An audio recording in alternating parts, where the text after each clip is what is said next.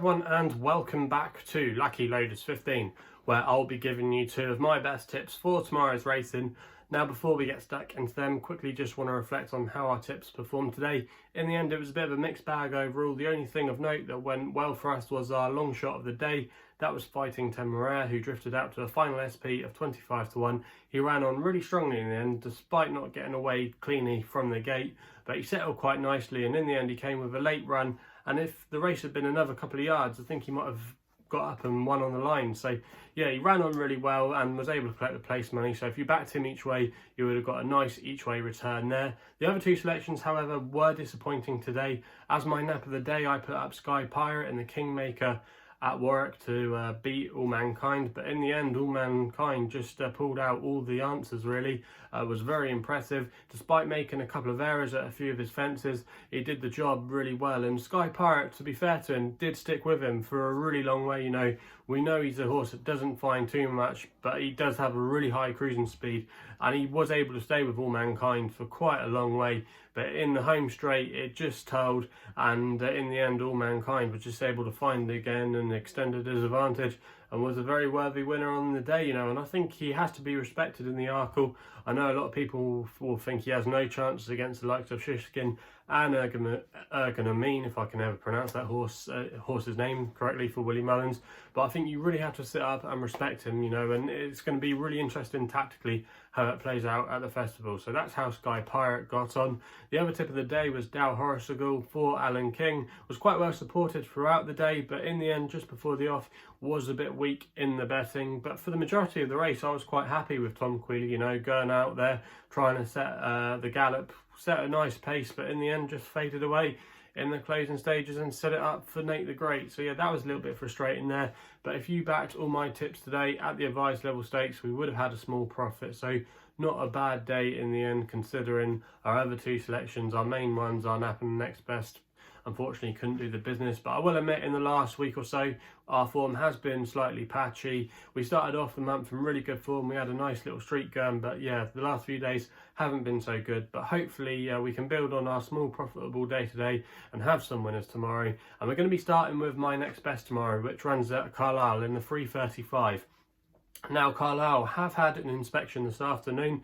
They did pass that because some of the track was frozen, but I believe they think it will thaw out in time. They are going to be having an inspection at 8 AM in the morning, but they've got double figures, I believe.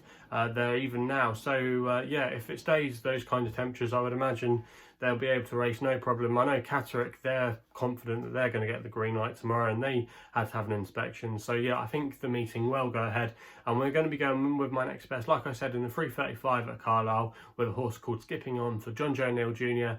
and Laura Morgan. Now, Laura Morgan, in my opinion, is a trainer you really want to follow. If you don't know too much about her, she's quite a small trainer, but her yard have been going great guns this season. In the last 2 weeks, she's operating at a 50% strike rate, 2 winners from her last 4 runners. And if you've been backing her horses blind this season to a £1 level stake, you would be up, I think it's like 16, 20 quid, something like that.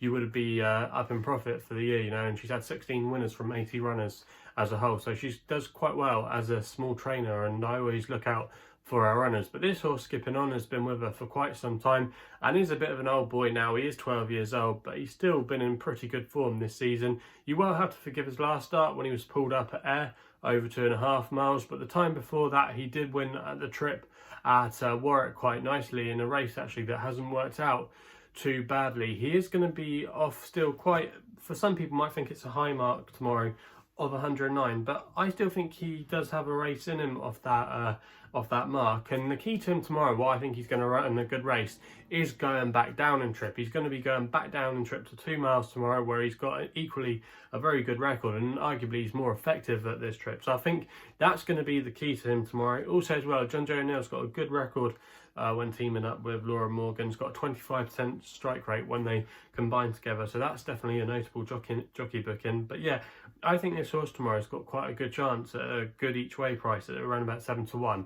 I'm going to recommend a 0.5 each way bet as my Next Best, but I just thought he could sit there tomorrow travelling really strongly into the race, and if it does turn into a test of stamina over the trip, I think his extra stamina reserves could come into play, and we know he can handle testing conditions. And despite, like I said, being 12 years old, I don't think he's to be underestimated. Yes, I know there's a few in here like Demopolis who have an unexposed profile still over fences, but I think skipping on shouldn't be ignored, you know. And unlike that, apart from that run at Ayr, he had been in pretty decent form of late. So skipping on, I think you can forgive that run and returning to a track he's won at before, going down in trip. I just think there's a lot of things in his favour tomorrow.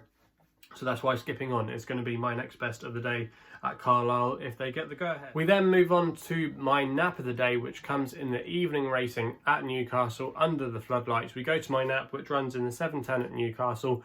That's a horse called Storm Over, who's currently available at 6-1 at the time of recording. And I'm going to recommend a 1 point each way selection here for Ben Curtis and Philip Macon. Now, Philip Macon's quite a new trainer on the block. He's only been around now a couple of seasons, used to be a former jockey, but is now amongst the training ranks, and he's done pretty well since he's gone training. And actually, if you look at his yard as a whole in the last couple of weeks, they're going not too badly. 2 winners from their last 5 runners, so they're operating at a 40% strike rate, and they've done very well recruiting from other yards, so definitely a yard to take note of.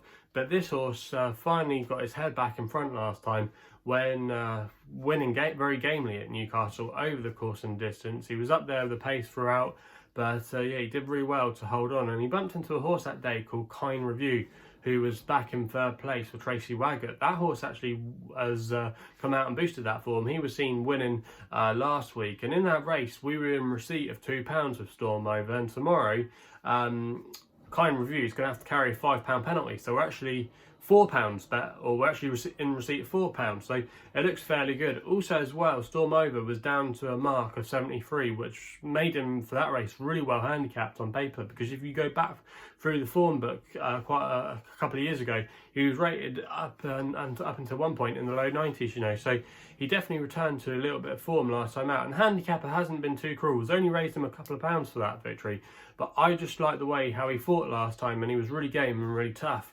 Now tomorrow there is going to be quite a few front runners in here, but the main thing that could be in Storm Over's favour is the fact that he's going to be going hopefully towards that stand side rail. He's got a good draw tomorrow, and if Ben Curtis can get out to a good start from the gate and grab that rail, it just might set up to his advantage, and he might be able to use it as an aid. And I just think if Ben Curtis is alert from the start, that can make all the difference in this race. And like I said, he's still potentially well handicapped on some of his old form, and Ben Curtis is a slight upgrade in my opinion from Rowan Scott, who was aboard last time. So a lot to like about the chances of Storm Over tomorrow, and I think at 6-1 he represents quite a bit of good value there with a yard that are going well and an ideal draw. So a lot in the favour, I think, tomorrow of Storm Over, and for me that's why he's going to be my nap of the day, which is currently available at 6-1. So I'm going to recommend him there as a 1 point each way selection as my nap of the day.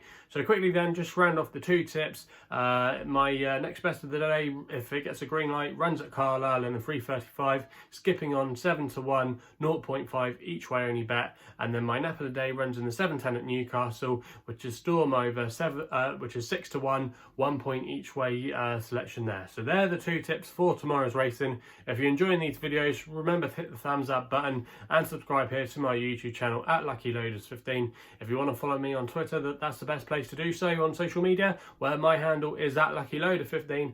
And if you want to know a little bit more about myself, my website address is www.chrisloaderracing.co.uk. So please go responsibly. Hopefully we can have some winners tomorrow, and we'll be seeing you soon.